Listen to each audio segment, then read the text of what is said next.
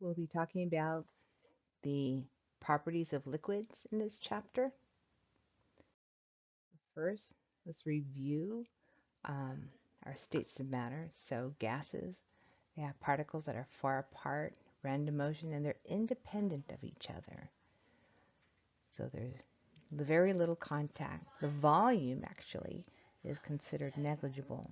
They're not attractive to each other, and there's random motion, and basically collisions are considered perfect. In solids, the particles are very close in space and they maintain a rigid shape. Okay, there's strong attractive forces between the particles and they don't really slide past each other. Okay, so that's how we have the definite shape. But what about liquid? So when we talk about liquids, it's in between. They're close to one another, but they can have fluidity. That means that the particles can slide past one another.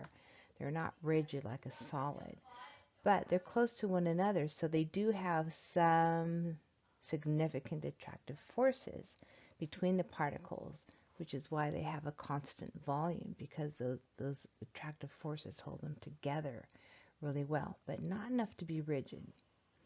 Okay, so close contact, attractive forces, is what we'll be talking about. The fluid shape, it actually takes the shape of the container. So we'll be spending more time on liquids. Now, when we talk about liquids, let's talk about the changes of state from a liquid. Okay, so liquids can go to the gas phase, so vapor state or gas state. Okay, so they have to break the surface of my liquid, have enough energy to break the surface and go into the gas state. Okay, so remember, all molecules will have different kinetic energy. Some will be very high and some will be very low. And the temperature, remember, is going to be indicative of the average kinetic energy. Okay, but the ones with the higher kinetic energy can overcome the forces that hold my liquid particles together. And when they do, that's how they end up going into the gas state. What about solid to vapor? We call that actually sublimation. Okay, it bypasses the liquid state and it just basically, as a solid like carbon dioxide, it will just at 1 atmosphere and room temperature goes immediately into carbon dioxide gas. Okay, so iodine likewise will sublimate. Um, this is also known as dry ice, the solid. So dry ice is carbon dioxide in the solid state. Okay. So when molecules, let me just go ahead. When molecules in the liquid phase escape to the vapor phase through evaporation, okay, so now you can also have molecules in the gas phase, and when they have very low kinetic energy, if they hit the surface of the liquid, they get caught and they return to the liquid phase. So going from liquid to the gas state, that's called evaporation. Or you'll hear us also use the term vaporization. Going from the gas state to the liquid state, that's called condensation.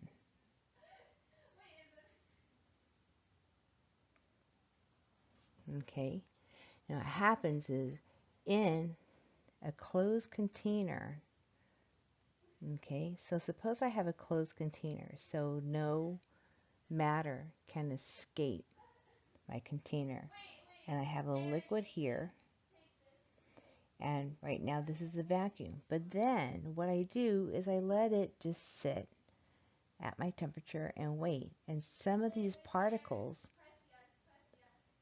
will go into the gas state, and some in the gas state go back to the liquid state. Now, at equilibrium, what happens is the rate of liquid going to the gas state is going to be equal to the liquid going to the gas state.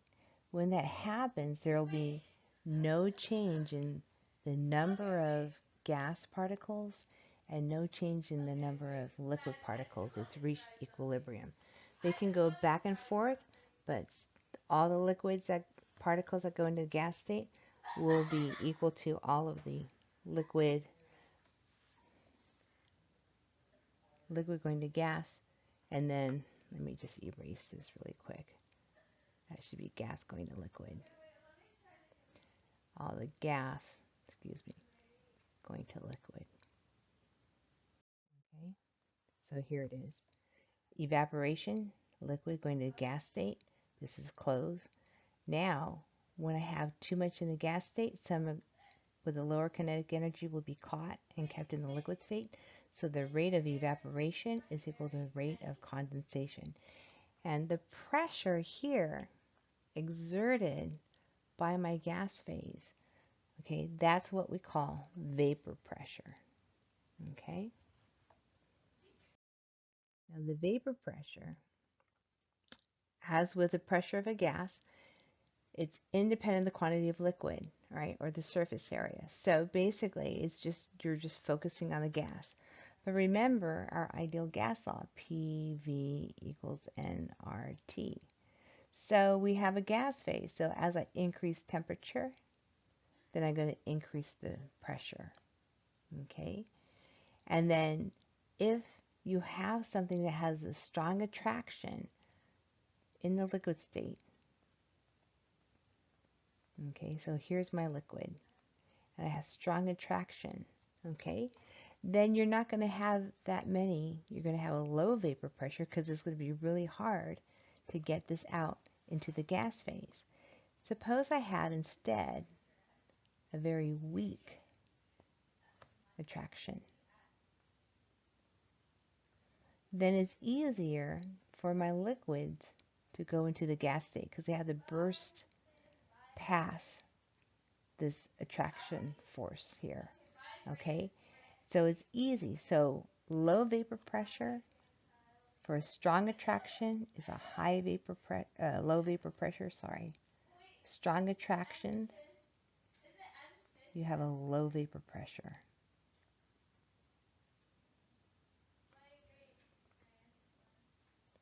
Okay, yeah, weak attractions.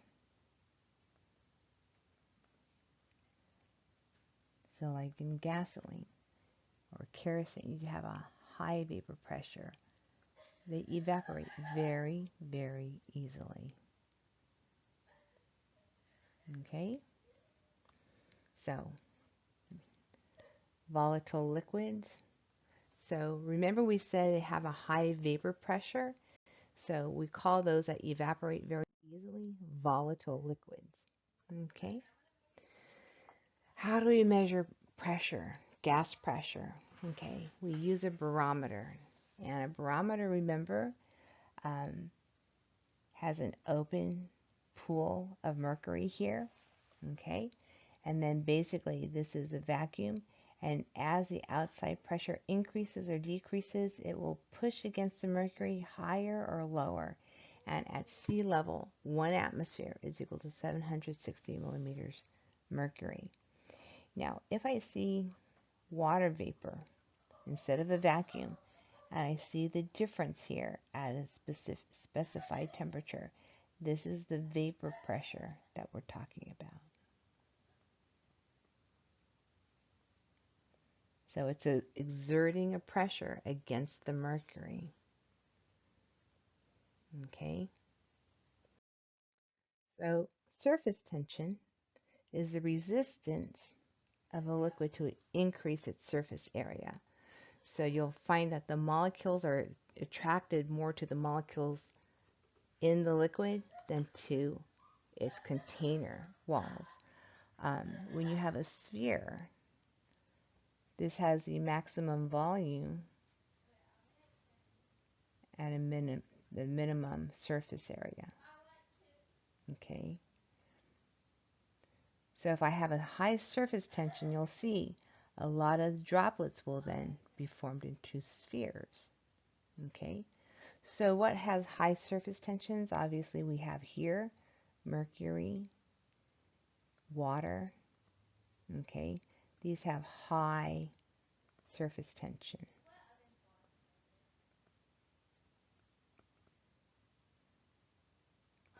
Something like, let's say the mixture of gasoline, this tends to have a low surface tension, okay? Now what you'll also notice with your surface tension, if you've ever gone to a pond and you look for bugs floating on the surface of the pond, 1, 2, 3, here's my wings, okay? So the reason certain bugs actually float on the surface, okay, of water is because they have an ability to spread out their weight so that their weight is less than, so the gravity pulling on them is less than the surface tension of water, forcing it apart. And that's how they manage to stay and float and can walk basically on the surface of ponds, okay? So that's an example of surface tension. What about capillary action? Okay, so capillary action, so it's a spontaneous rise of a liquid in a narrow tube. And the narrower the tube, the higher it rises. And what happens is you have cohesive forces and adhesive forces. Okay, so when I look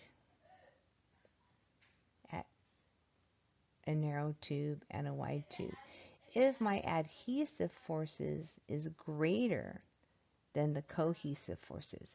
So then a cohesive force is within itself. Adhesive is between the liquid and the container. And what happens is this.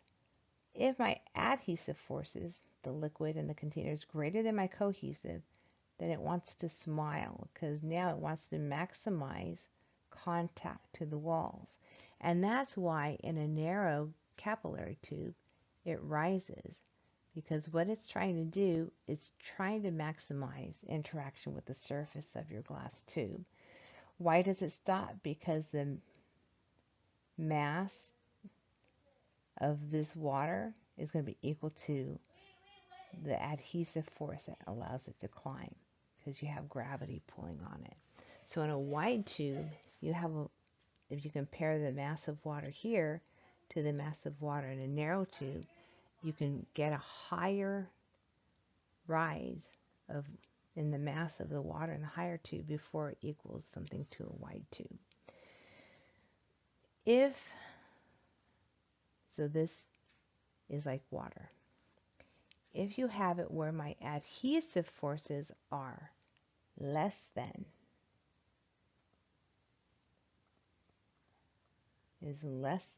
cohesive, then this is like mercury. And if you look at mercury, you'll notice that in order to reduce the adhesive and maximize cohesive, my meniscus is actually convex. It's a frown. Okay? So here, this is like water, and my adhesive forces are greater than my cohesive forces. Okay? So, and that's why we always measure at the bottom of the meniscus when I have my water. And if you're looking at mercury and you have the convex type of meniscus, you're going to measure off at the top. Okay? So again, convex, adhesive, less than cohesive. This is the example. Concave, adhesive is greater than cohesive. That's like water, and that's a happy face. Okay, what about the effects of boiling point? Well, boiling point is defined that the vapor pressure is equal to the external pressure. Okay, so where is the boiling point of liquid? Higher, at, or above sea level? Okay, when we talk about boiling point, okay, then since it's equal to these, it can change. So what we have is we also have what we call normal boiling point. And normal boiling point is when the vapor pressure is 1 atmosphere. Okay? So if you look at this vapor pressure curve, what it means is that below 760 torr, my boiling point is different. So if you look at water, if we say, oh, at 700, look at your boiling points change. It's no longer 100 degrees, it's around 95 degrees. So that's why when you look at places like Denver, which has an altitude of about, what, a mile up, okay?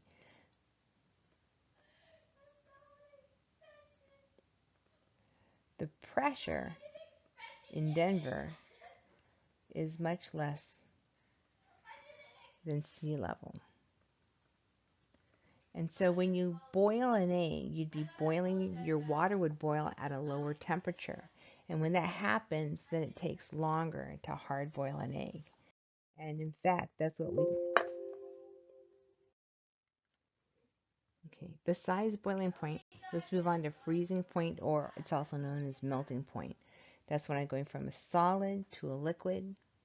Okay, that's melting. And freezing is a liquid to solid. So this is ice to water as your example. If I go from ice to water, I'm melting my ice. If I'm going from water to ice, I'm freezing my ice. Okay? And then, of course, when you're at equilibrium, both phases will be present and you won't see a change. And you have to realize that there's energy that's required to change phases. So just like we needed heat, use heat to boil water. Okay? So why do you have the heat on when your water is boiling? Is because that heat is used to actually have your water go from the liquid to the gas phase. Okay? To melt your ice, you need to have heat to melt ice. So to go from a solid to a liquid. Now the reverse, if I go from a gas to a liquid, then I'm releasing heat. To go from a liquid to a solid, I have to release heat. Okay, so what do we call this when we have changes of state?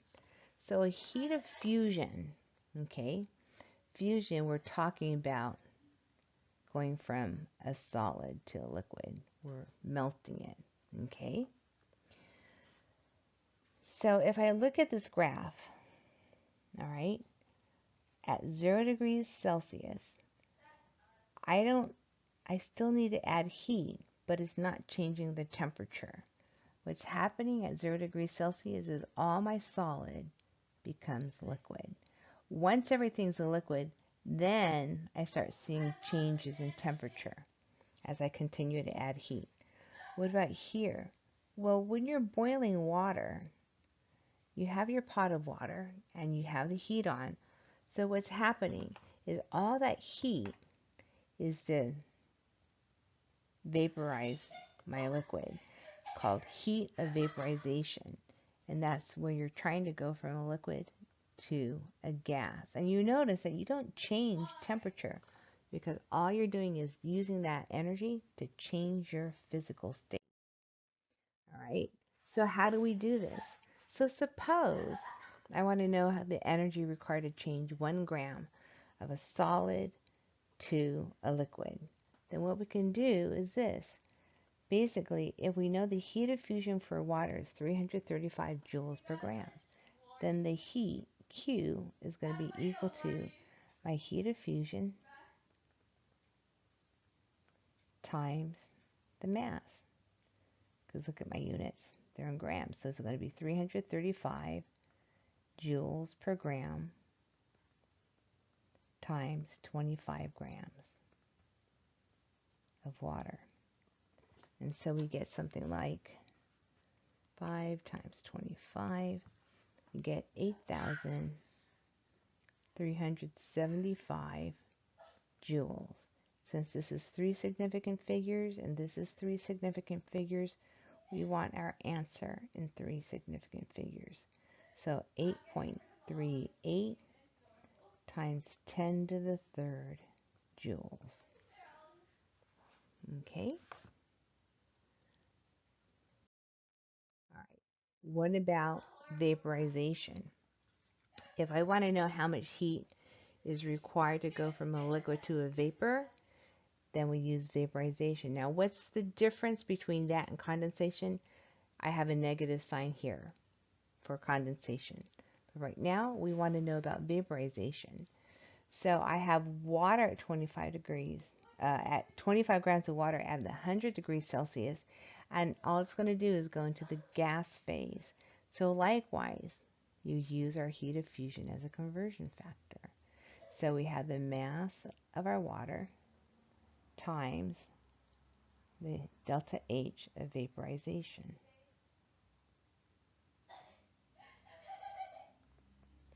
Okay, so the mass is 25 grams of water, and the vaporization is 2,259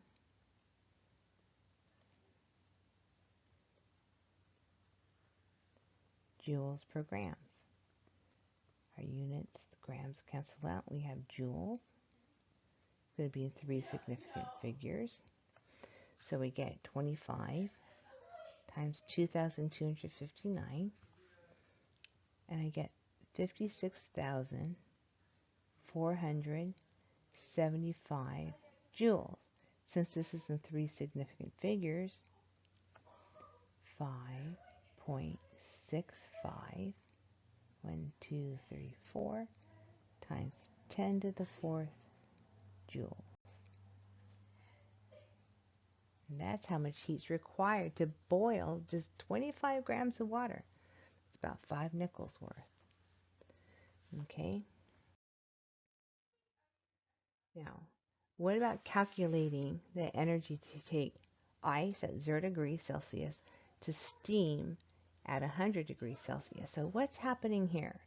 So basically, when we look at this, we had to go from ice to water. That's our first step. And then we have to heat up the water from 0 degrees Celsius to 100 degrees Celsius. And then we have to go from water, okay, to steam. So this problem requires 3 steps. Okay? All right. Okay, so the step 1, we know that the heat of fusion is equal to 335 joules per gram. So we know for step 1, the heat is equal to 25 grams times by 335 joules per gram.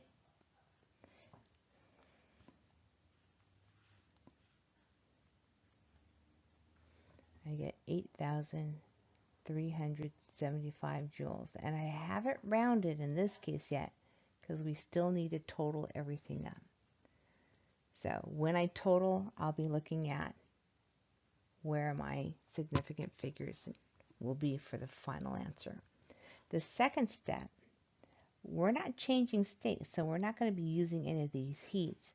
We're just going to use Q equals MC delta T. And we know this is 25 degrees, 25 grams, sorry, excuse me. The heat capacity for water should be 4.184 joules per grams per degree Celsius. And I had a liquid starting at 0 degrees Celsius and ending at 100 degrees Celsius. Okay, so what we get is 10,460 joules. And this is 3 significant figures. I'm going to start there. The third step is we're looking at the heat of vaporization, and that was 2,259 joules per gram.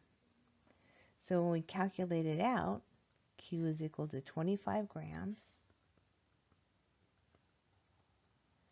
times 2,259 joules per gram, and we get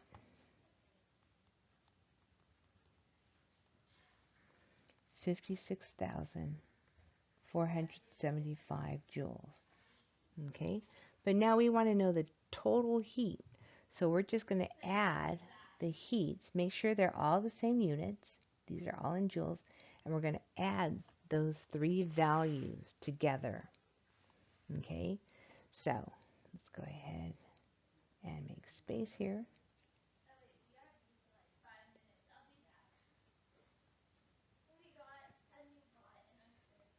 Okay, so we're going to add the values from steps 1, 2, and 3. Okay, so step 1, 8,375 joules. Let me double underline where we want that significant figure from our calculations. Okay, we're going to add that to 10,460 joules. That's from step 2. And step 3 is 56,475 joules. Okay, and notice when we add it up that if we look at the decimal placement, it'll be in the 100s place. Okay, so right, that's more precise than this value. Okay, so let's add it up. 10,460 plus 56,475 plus 8,375, and I get 75,310 joules. Okay, so our final answer will be this. It ends here, so we're going to do our scientific notation, 7.5310 times 10 to the 4th joules. And since we're ending here, it'll be 7.53 times 10 to the 4th joules. That's how much energy is required to take ice, 25 grams of ice at 0 degrees, to steam at 100 degrees Celsius. Okay, so let's take a look at this one. How many joules of energy are needed to change 10 grams of ice at 0 degrees Celsius to water at 20 degrees Celsius? So in this case, we have 2 steps. Step 1. This is water, so I needed to change a state. So I need to go from ice, since I'm already at 0 degrees Celsius, to water. This is all at 0 degrees Celsius. And then the second step is to use the heat up water. Okay, and then we'll total it. And then we total the values. All right, so let's do this. Step 1, we know it's Q for step 1 is equal to 10 grams of ice and converting it to 10 grams of water, and the heat of fusion is 335 joules per gram. So we get 3350, and still 3 significant figures, joules. Step 2, since we're just heating water, we're going to use Q is equal to mc delta T.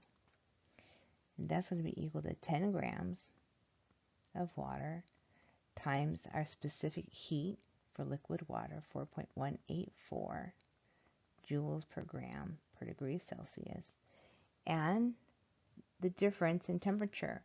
Our final temperature was 20 degrees and our initial temperature was 0. Okay, so what we get here, 184 times 20 is 836.8 joules. Okay, and the third is we're going to total our values.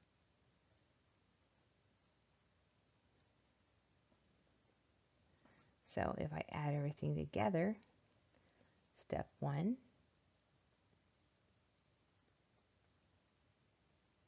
step 2,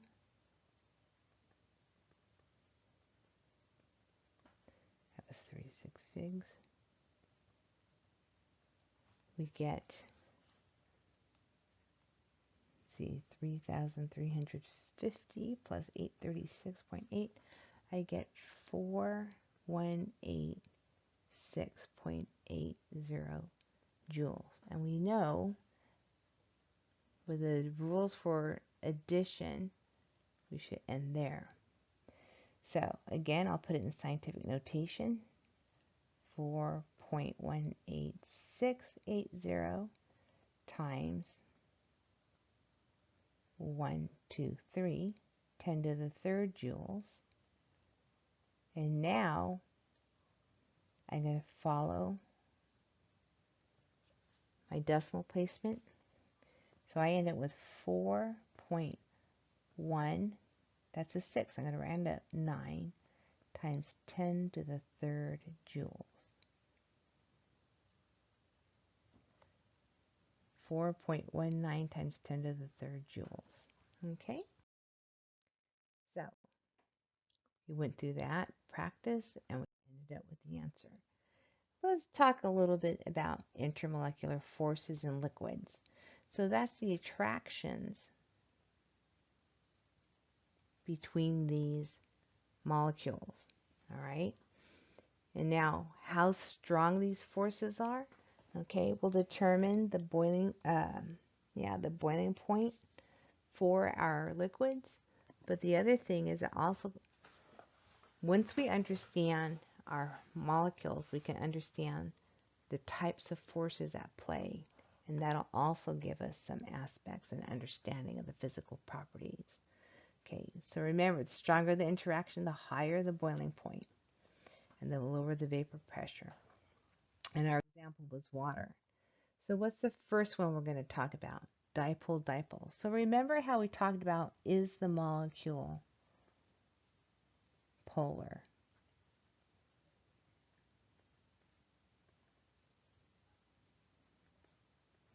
Okay, so when the answer is yes, then you have what we call a permanent dipole.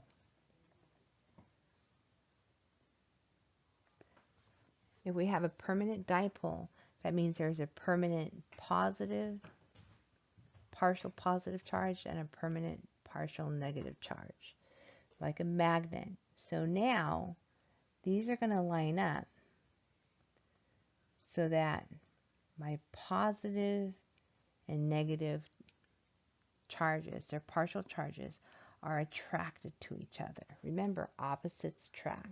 Okay? So these attractions between the opposite partial charges are called dipole-dipole attractions. Okay? You will see this basically with anything that is polar. Okay? So here, water is definitely polar. You can see how high the boiling point is compared to these, and you'll see, look at, there's a 160-degree difference. And that's because water, for one of the reasons why, is water has a permanent dipole, whereas sulfur and hydrogen isn't a polar molecule, and neither is selenium with hydrogen here. So everything in the family here is the water that has the most significant difference. Okay, so we'll talk about hydrogen bonding next, but it also has a dipole-dipole. Now hydrogen bonding, okay, is this.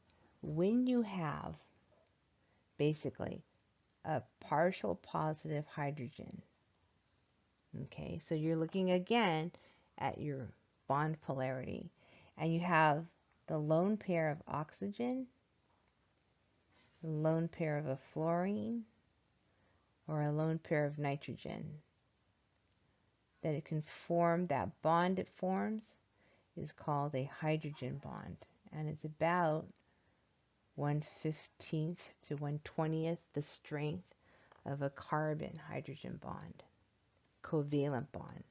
Okay, so it shares its electrons. So we're looking at the lone pair. It's not a true covalent bond at all. But when you have a lot of them, then it starts adding up.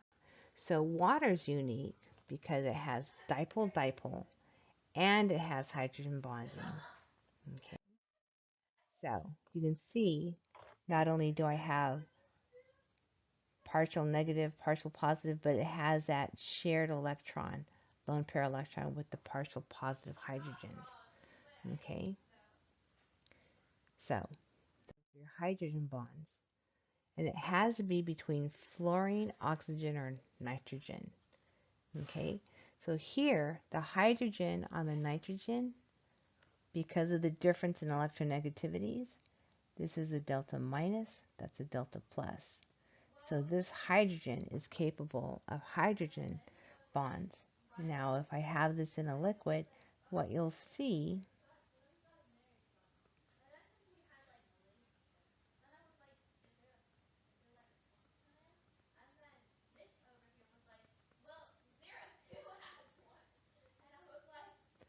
what you will see is that the hydrogen bond is with this lone pair on the nitrogen and that partial positive hydrogen. Okay, here we have a polar bond right there. Okay, but this one has no hydrogen that has a partial positive. So this one here, okay, cannot hydrogen bond. So what can it do? Well, because it does have a polar bond here, has a polar bond there, has a polar bond here, this actually is a polar molecule, and it can have dipole-dipole interactions, but it can't have hydrogen bonds. Okay? This one can have dipole-dipole and hydrogen bond.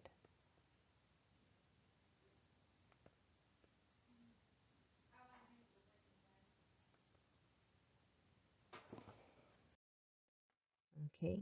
So which of the following molecules would be expected to participate in hydrogen bonding?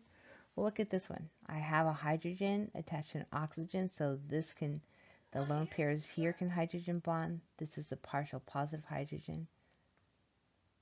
Definitely that one. Here, this is dipole-dipole, but I don't have a hydrogen attached to oxygen or the nitrogen. So that's one's out. This one doesn't have a hydrogen attached to the nitrogen either. Here, I don't have a hydrogen, I have the fluorines. So this is the only one here that can hydrogen bond. Okay. London dispersion forces. So what about molecules that are nonpolar? Okay, now they mentioned that is for nonpolar molecules. This is really for all molecules. Anything that has electron density. Okay, but why do they mention more for the nonpolar? Because the polar molecules have dipole-dipole and hydrogen bonding characteristics, and those are much stronger.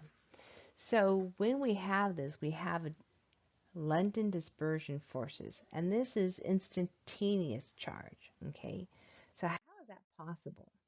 So what happens is this. If I have, let's say I have two atoms, and suddenly all my electrons decide they're going to suddenly appear on one side. It doesn't happen often, but oh, take a snapshot. They're all here. Then all of these guys, there's a partial positive and a partial negative, slight, on this atom. When that happens, now that these are slightly positive, all the electrons in the neighboring atom want to go there. That's partial. Oh, negative.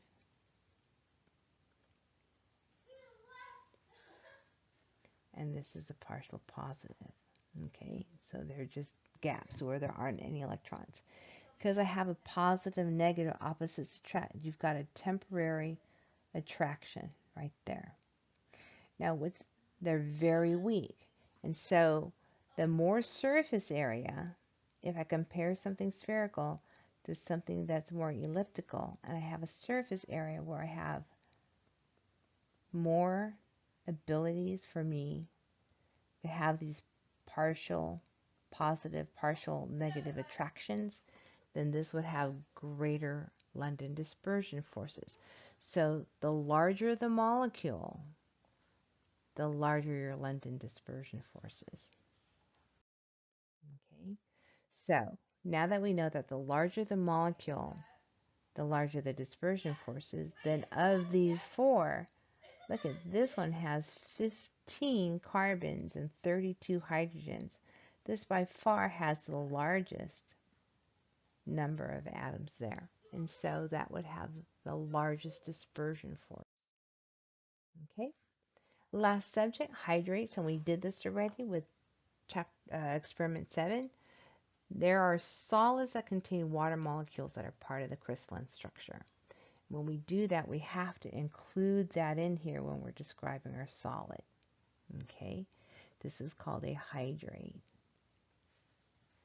Now, when we talk about an anhydrous salt,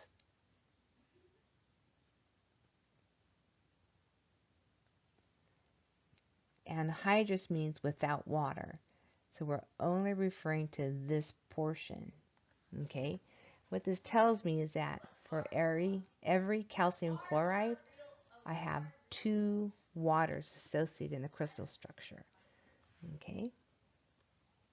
All right. So when we name it, name the anhydrous salt and then name the hydrate with the prefix to tell you the number of water molecules. All right.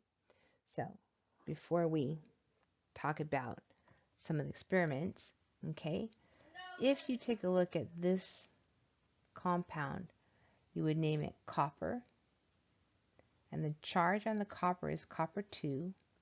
So copper 2 sulfate, and then penta, okay, hydrate. And when we heat it up, it decomposes, so the water component leaves as a gas. You can tell they have different characteristics. That's blue, and this is very light blue to white. But you can regenerate it by adding the water back in at a lower temperature. And when you do that, it incorporates the water back into its crystal structure. And that's why you're getting that color back in. So remember, when we talk about the prefix, so the prefixes, okay, hemi means 1/2, so we do occasionally have a hemihydrate. Mono means 1. Di means 2. Tri means 3. Tetra means 4. Penta means 5. Hexa means 6. Hepta means 7. Octa means 8. Nona means 9. And deca means 10. All right. So, besides learning how to name this, so this, your Epsom salt, what is this called? Magnesium sulfate. So we name our anhydrous salt first, and then the prefix for 7 is hepta, and then you add hydrate. All right, and to calculate the percent water, well, we'll get the molar mass of the hydrate,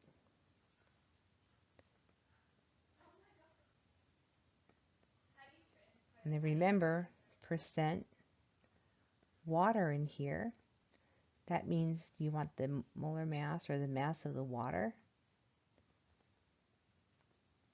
divided by the mass of the molecule.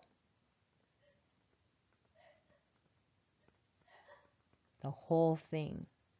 That means the hydrate, the magnesium sulfate heptahydrate, times 100%. Okay? Part over whole. So, let's get the molar mass of magnesium sulfate heptahydrate. We know it's going to be, magnesium is 24.31. So let me just write it out here.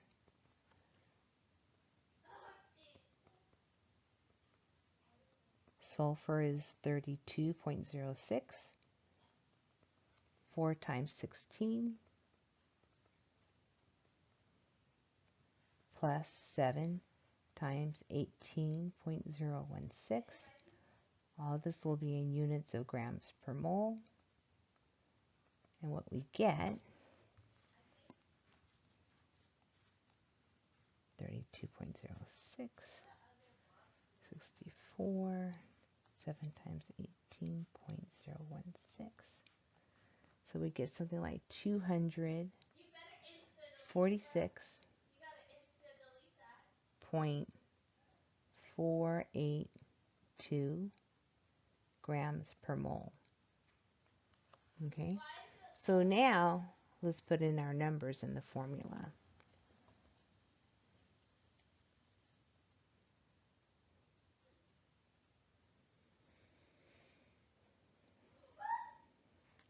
The percent water is going to be equal to 7 times the 18.016 divided by, that's in grams per mole, divided by the 246.482 grams per mole times 100%. Okay, and everything's in 5 significant figures here. 7 times 18.016, okay, divided by the 246.482 and multiply that by 100%. So we get something like 51.165% water by mass. Okay? All right, so let's calculate this. So before we calculate it out, how do I name it? This is copper. What's the charge on my copper? It's a 2. So copper 2 sulfate pentahydrate.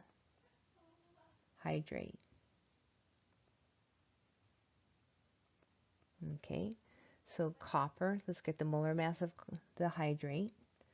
So copper is 63.55 plus sulfur is 32.06 plus 4 times 16 plus the water 5 times 18.016. All these have units of grams per mole. So for my molar mass, I get something like 63.55, 32.06, 64, 5 times 18.016. Okay, so I get something equal to 249.69 grams per mole. Okay, so remember it's parts over whole. So the percent water is going to be equal to 5 times 18.016 grams per mole divided by 249.69 grams per mole times 100%. That's going to be equal to, and we're talking about everything being in 5 significant figures, 2.016. And we get something like, multiply that by 100%, we get 36.077%. So that would be B. Okay, so now you understand hydrates. All right. And what we're going to do is I'll have you read about water being a unique liquid because it really is very important for us on Earth. And we'll go through the next chapter after you finish reading this on your own. We will talk more about osmosis when we get to chapter 14.